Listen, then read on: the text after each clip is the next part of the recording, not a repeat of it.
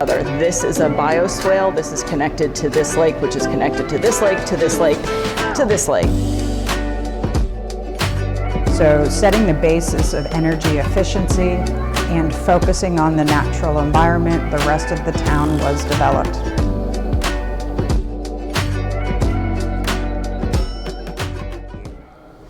My name is Lucienne Piers. I'm the Vice President of Economic and Business Development at Kitson Partners here at Babcock Ranch. Babcock Ranch was acquired in 2005 from the Babcock family. The original acquisition was for just around 93,000 acres. Immediately after that acquisition, we sold 82,000 and change acres back to the state of Florida for perpetual preservation and conservation practices. We retained 18,000 acres, which is the footprint of the town of Babcock Ranch today. Of that 18,000 acres, we're preserving an additional 9,000 acres, which is where the true footprint of the town will be built. So Babcock Ranch was founded, and the design is really based in 8 core values: energy, education, technology, environment, health and wellness, storm safety, fun. I think I didn't say transportation. Our approach to design was really based in understanding the land and what it naturally was going to do.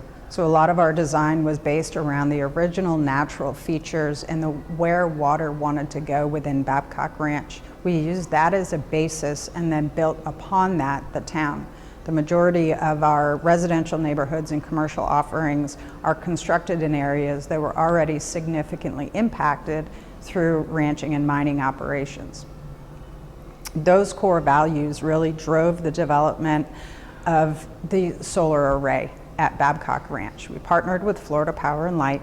They own and operate 880 acres of solar fields, which produce up to 150 megawatts of power, which power the town of Babcock Ranch. The power generated in the solar array comes to a substation within Babcock Ranch and is consumed by the town before going out to the grid. That interconnectivity with the grid also provides alternative sources of power during the nighttime or during other events when the solar array is not available. We are 6 or so years into construction. The town has approximately 7,000 residents. We've sold and occupied just over 2,600 homes, and we have several 100,000 square feet of commercial services and operations. That is early in our development timeline. We anticipate at build-out to be approximately 60,000 people with 19,500 residential homes and assorted commercial uses to support that.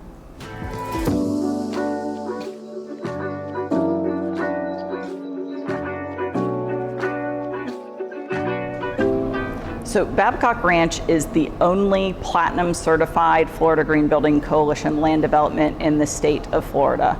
And what we did to achieve that stems a lot from our conservation, preservation, and restoration of land, in addition to our circulation network and easy access, walkable access, bikeable access to a lot of services. When we talk about stormwater, we'll talk a bit more about what we did to the land, but we have that requirement for our horizontal development, and we also require that the builders all certify their homes to the Florida Green Building Coalition standard. Our commercial buildings are also certified to the FGBC standard, and what that means is everything built here is Code Plus. What we found during the storm is that code really does work. We have what's called a continuous load path built into our code, and we're wind loads of 160, which are built into our code, and they really do work. But when we train the builders, we really emphasized durability and disaster mitigation. We chose the Florida standard in lieu of a program like the USGBC's LEED or in lieu of the National Green Building Standard because it's Florida specific and it's specific to a hot, humid climate. We wanted something that didn't reward builders for just meeting code.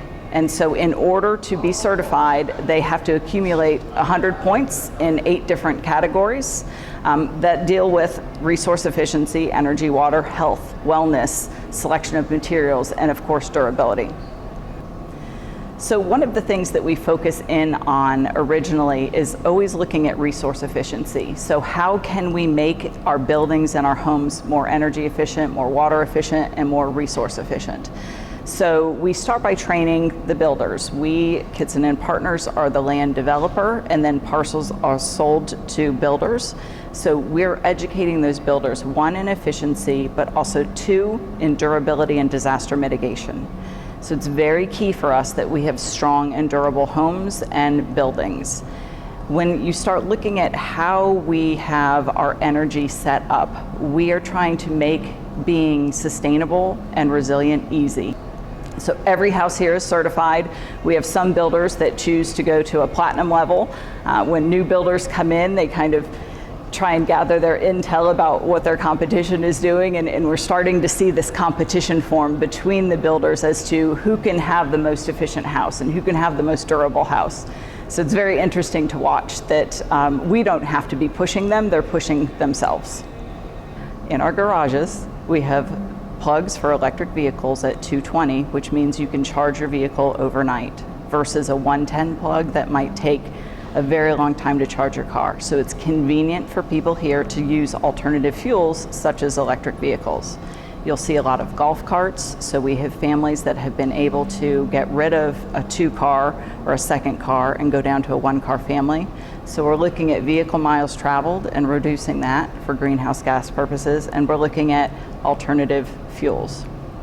So from an energy standpoint, on a bigger picture, when you look at how do we power this town, it's not just putting all of our eggs in one basket being this PV array. So yes, we have a 150 megawatt PV array in partnership with Florida Power and Light. There's 880 acres of photovoltaic panels which feed the town. That goes into a substation directly on our property, and then the power is distributed underground, which lent itself again to our durability and resilience during Hurricane Ian. In addition to the PV array, there is a battery backup. It's 10 megawatts or 40 megawatt hours. So those batteries can also be discharged to provide power to the grid. And we are also tied to a natural gas plant, which is to the south of us, about 5 miles south, versus 5 miles north to the photovoltaic array. So in the evening or storm events, when the photovoltaic array is not producing, we're getting power from the natural gas plant. Having the ability to pull power from multiple sources, and then of course during the storm we were receiving power from the east coast of Florida because the turbines were shut down and the photovoltaic array was not producing. So that built-in redundancy is what made us extremely resilient during the storm.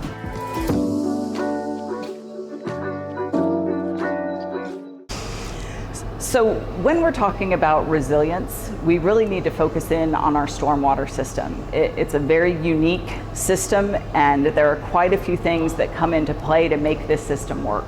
One of the most important things that we did was, before we started developing out here, we looked at old aerial photographs. So photographs all the way back to the 1940s to see where water naturally wanted to flow on the site. We've learned that you can't fight Mother Nature, so work with Mother Nature. And you can see that very clearly on our map. You can see this north-south corridor, which was a natural flowway that had really been interrupted because of agriculture. And so goal number one was to restore those natural flowways because they have a huge capacity for storing water. In addition, preserving wetland areas, because again, they store a significant quantity of water. We enhanced upland areas. We also created some natural wetlands. One of our key features is these old rock mining lakes. And what you will find is that the addition that we have done is we have interconnected all of these lakes.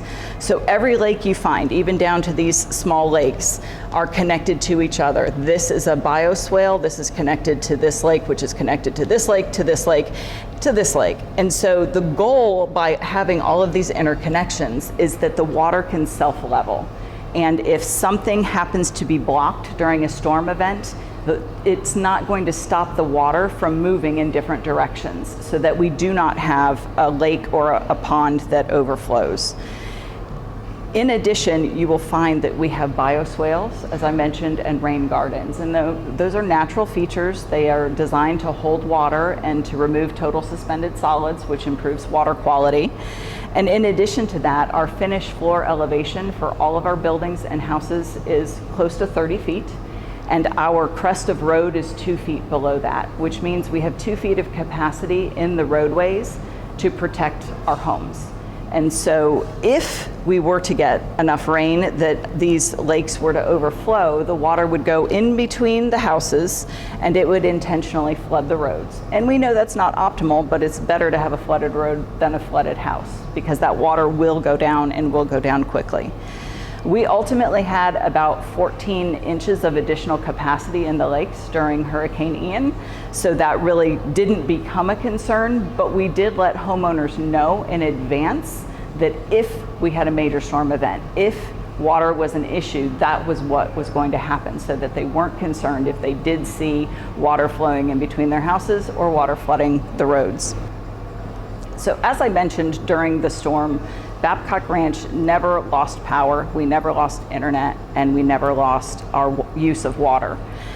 The benefit there was that we were able to constantly monitor the level of the lakes. So we have remote sensing in place where we can see the level of all of the lakes, which is how we knew we had additional capacity.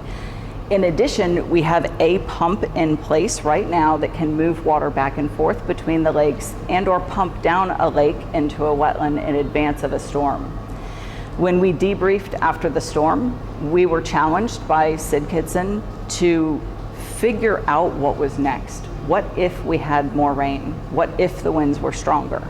And so we're working to have additional pumps installed so that we can move water throughout the community and pump down in advance of a storm.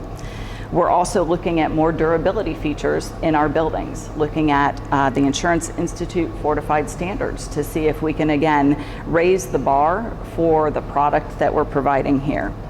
We do also have a field house, which I love because I was in the mix of the process as that building was being constructed at the same time as the high school. And the field house is a storm shelter, and it is designed for the tri-county or the 4-county area around us, because as you know, we designed this community to shelter in place. So the importance of that facility is really for all of the surrounding areas. And I bring that up when we're talking about resilience and redundance, because in order to be an ICC 500 storm shelter, you have to have built-in redundancies. So in addition to being powered by, again, the solar array or our backup natural gas plant, there is a full generator that can run that facility. If that generator for some reason didn't work, we have the ability to passively ventilate. So we have louvers that will open to continuously move air through that building. If for some reason water went down and we didn't have a water supply, we have backup wells that are there so that we can continue to flush the toilets and keep sanitary going, in addition to bottled water. So those nuances of things that you had to have to be an ICC 500 shelter were new to me. I learned a lot on that project. I had a subcontractor that actually evacuated and went to I'm going to air quote this one, storm shelter. He's a building science guy, and he knew at a certain point in time that the building was at its limits, and the roof ripped off of that shelter with his family inside of the shelter and all the other people in the shelter. So the importance of having this super durable building with literally walls 8 inches solid concrete, some of them are 12 inches solid concrete. The glazing, there's only 4 windows in the whole building, 2 inches thick. So to me, that is a building that's here for the community is priceless.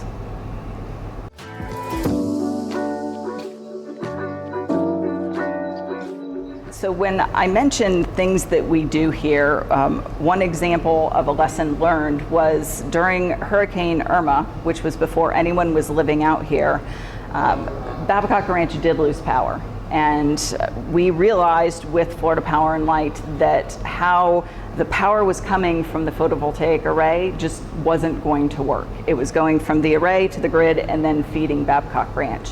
And so we were able to modify the system so that now the photovoltaic array feeds Babcock Ranch directly, and then what Babcock Ranch doesn't use goes to the grid.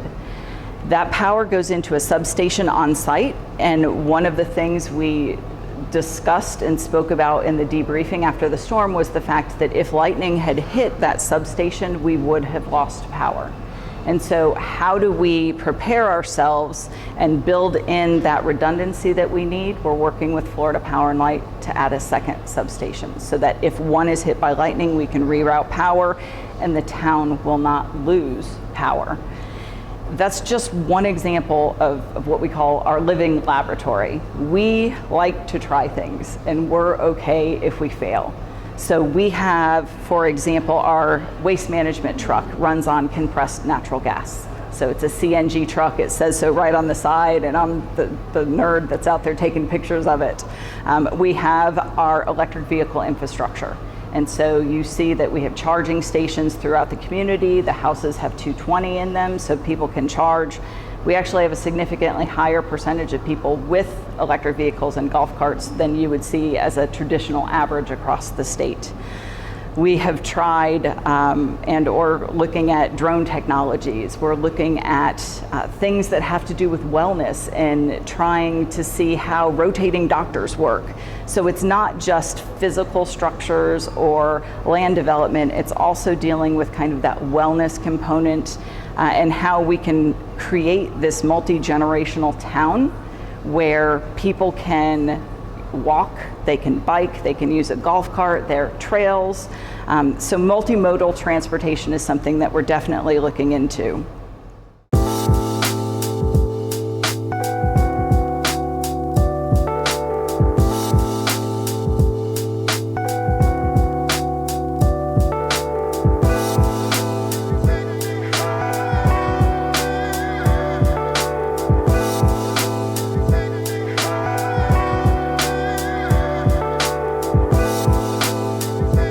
So we're going to talk about some Hurricane Ian specifics. I actually live in Babcock Ranch, and I had two different families evacuate to my house for Ian.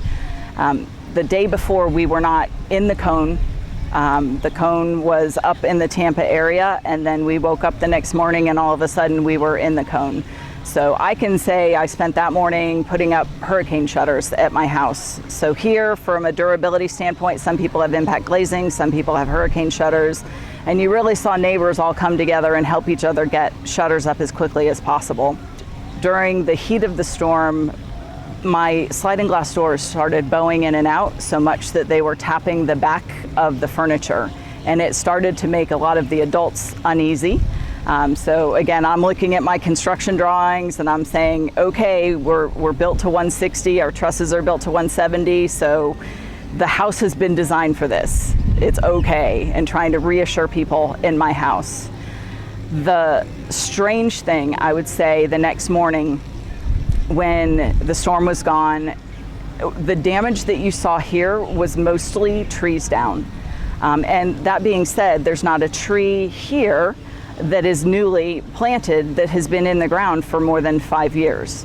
There were trees being planted the day before the storm because we weren't in the cone. So trees being down, that was significant damage. The strangest thing to me was metal. So in my head, I think metal is very strong. I'm a metallurgist by background, and the street signs were twisted around like ties on a loaf of bread. And the signage on some of the buildings and bridges had come off. And that, again, was all metal damage. So when we looked around the community as to what was impacted, street signs were impacted, building signage was impacted, trees were impacted, and everyone got to work immediately solving those issues. So the storm was Wednesday. On Thursday, there were kids riding their bikes around.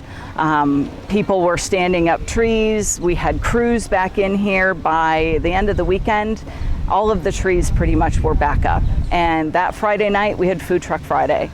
So things were just normal here to a point that because of the devastation that we saw on TV, people really had what I would call survivor's guilt.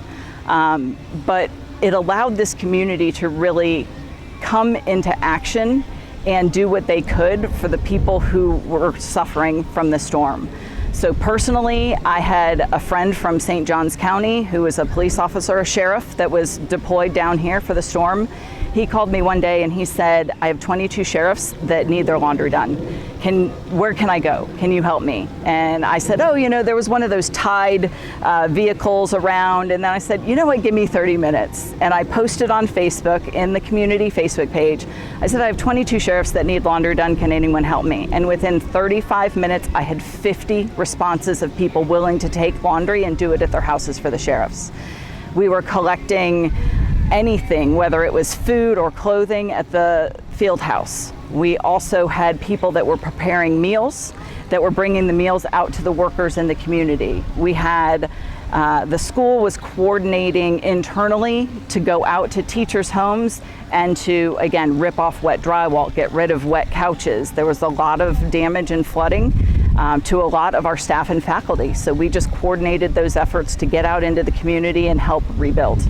As I mentioned, we never lost power, and we never lost water, and we never lost internet. And the day after the storm, the second day after the storm, within 4 days, all of the trees had been stood back up, and really kids were playing in the splash pad and riding their bikes, and it looked very normal here, which was the complete opposite of what the rest of Fort Myers and Fort Myers Beach looked like.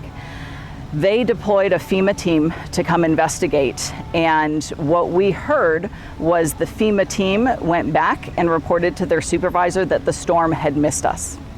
And that was absolutely the opposite of what had happened, because the eye wall sat on top of us and we had over 100-mile-per-hour winds for 8 to 9 hours.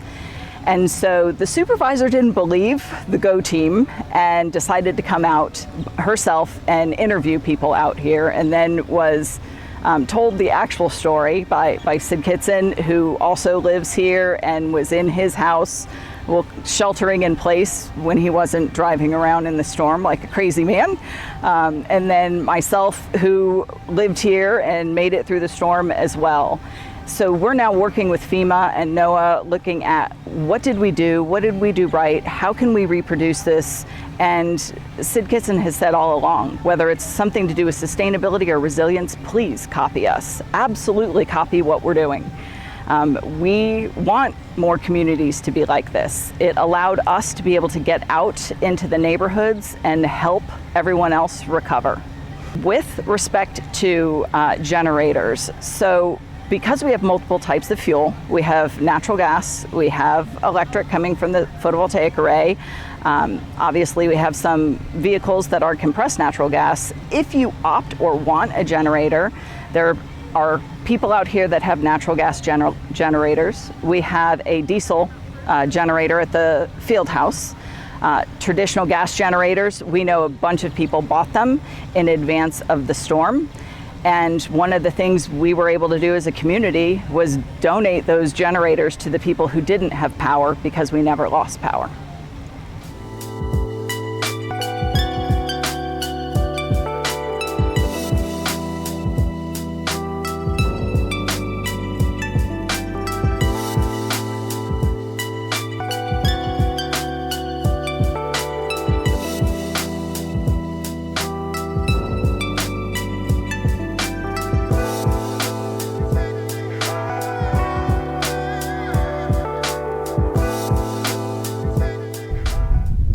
So here we are at the top of the viewing platform for the Florida Power and Light Solar Energy Center at Babcock Ranch. Behind me, what you have is two 49 megawatt solar production facilities that occupy about 880 acres.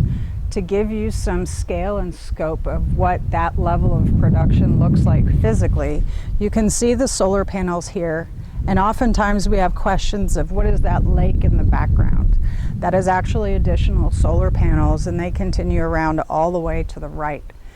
Florida Power and Light invested in this tower to be able to educate the general public about what it takes to go solar in the Sunshine State here in Florida. One of the other incredible things that Florida Power and Light has done with our partnership is at the time they invested in the largest solar to battery storage facility in the state of Florida, which is to my right over here. Those container-looking buildings house lithium-ion batteries, which can store up to 10 megawatts of power at any given time.